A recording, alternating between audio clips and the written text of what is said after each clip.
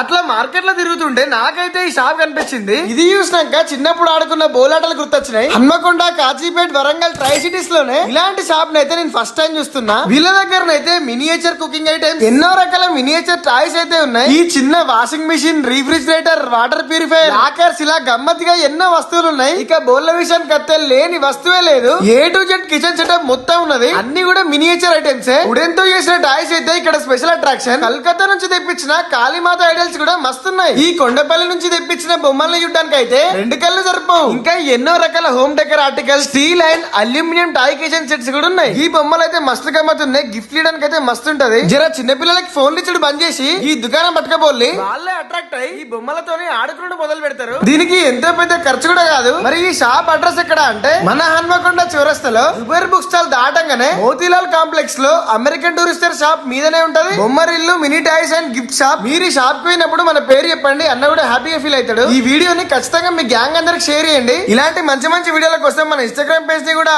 Follow చేయండి.